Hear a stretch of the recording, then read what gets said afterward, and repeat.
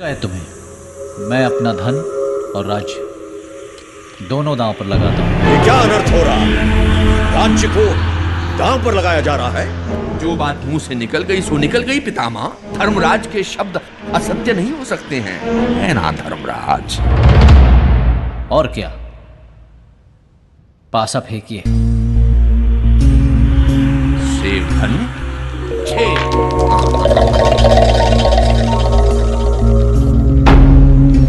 मामा की जय। हम जीत गए। अब तुम पांचों मेरे दास हो गए हो। धनराज, उतारो ये राजमुकुट।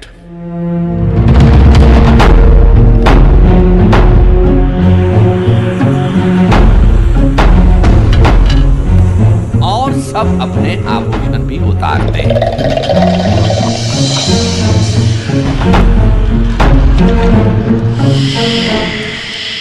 एक बाजी और हो जाए तो मैं दोनों राज्य दांव पे लगाने के लिए तैयार हूं। हमारे पास हारने के लिए अब कुछ भी नहीं है। सबसे अनमोल हीरा मुट्ठी में दबाए बैठे हो और कहते हो हारने के लिए कुछ भी नहीं। तुम किस हीरे की बात कर रहे हो? पांचाली द्रौपदी। दुर्योधन, पांचाली का नाम लिया तो जीभ खींच लूंगा। भीमसेन, दांव पर दोनों राज्य लगे। धर्मराज को फिर सम्राट बनने का अवसर नहीं दोगे? लगाने दो पांचाली को दांव। तो हम पांचाली को भी दांव पर लगाते हैं। देखिए पासा।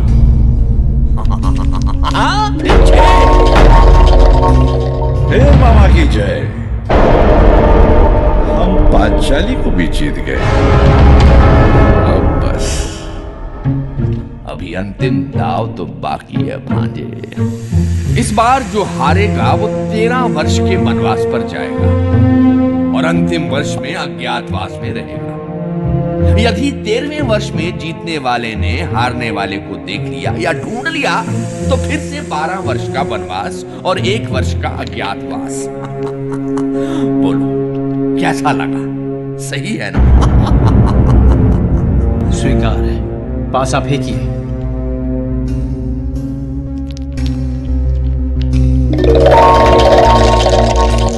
खूब मारा। तिरछी।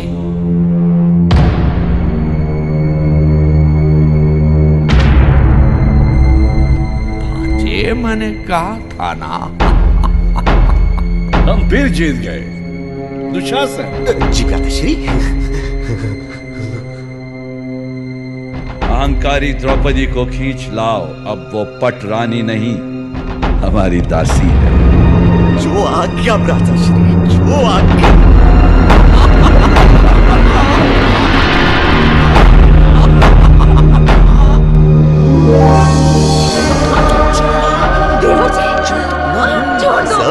सैनिकों, कोई है? अपने हाथ हटाओ मुझे। तुम्हारी हिम्मत कैसी हुई दुशासन?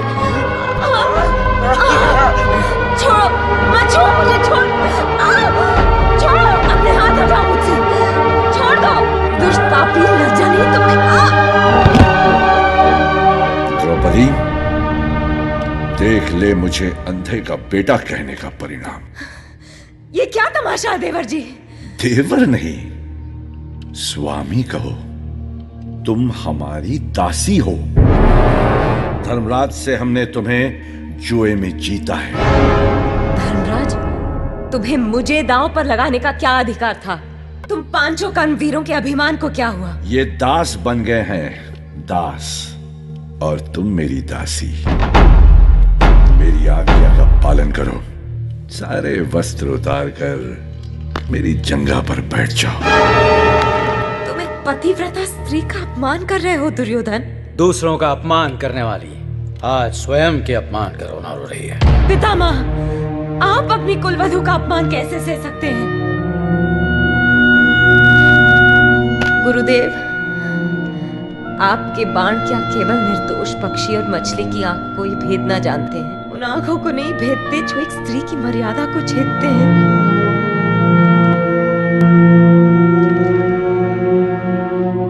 महाराज, बहुत हो चुका। दुशासन, द्रौपदी को निर्वस्त्र करके हमारे जंगा पर बिठा दो। दुर्योधन, मैं प्रतिज्ञा करता हूं कि जिस जंगा पर तूने द्रौपदी को बिठाने का पापी विचार किया है, मैं उसी जंगा को तोड़कर तेरे प्राण लूंगा। मैं भी ये निश्चय करती हूँ कि अब दुशासन के रक्त से बाल धोकर ही जूड़ा बांधूंगी। रस्सी जल गई पर बल नहीं गया। दुशासन नहीं, अब तुझे कोई नहीं बचा सकता। वो संकट मोचन आएगा, अवश्य आएगा। हम भी देखते हैं कौन आएगा। वही जिसने सती सीता को रावण से बचाया था, वही जिसने गदा से कंस को नीचा दिखाया था। वो माखन चोर, वो क्या कर लेगा? वही ब्रह्मांड का रक्षक मेरी लाज की रक्षा करेगा। हे नंद के दुलारे, यशोदा की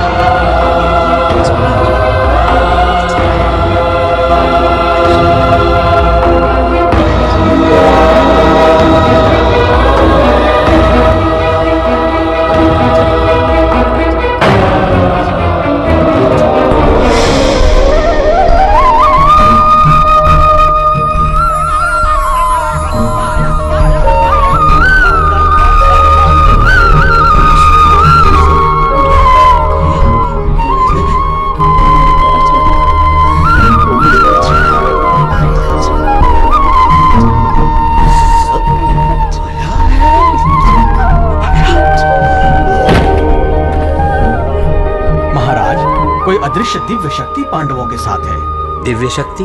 वो अवश्य ही कृष्ण होंगे। तब तो मुझे अपने पुत्रों के पाप का प्रायश्चित करना होगा। पितामह, पांडव जुए में जो कुछ हारे हैं वो मैं लौटाता हूँ। उनका राज्य भी उनको सौंपता हूँ। द्रौपदी अब दासी नहीं, पटरानी है। परंतु वनवास का वचन दिया है धर्मराज ने, उसका क्या? हम क्षत्रिय हैं, अपने शब्दों की लाज अवश्य रखेंगे। वैसे भी मेरे कारण द्रौपदी का जो अपमान हुआ है उसका प्रायश्चित करने के लिए हमें वनवास भोगना ही होगा। मैं भी वनवास भोगूंगी और मेरे खुले बाल इन सबको मेरे अपमान की याद दिलाते रहेंगे।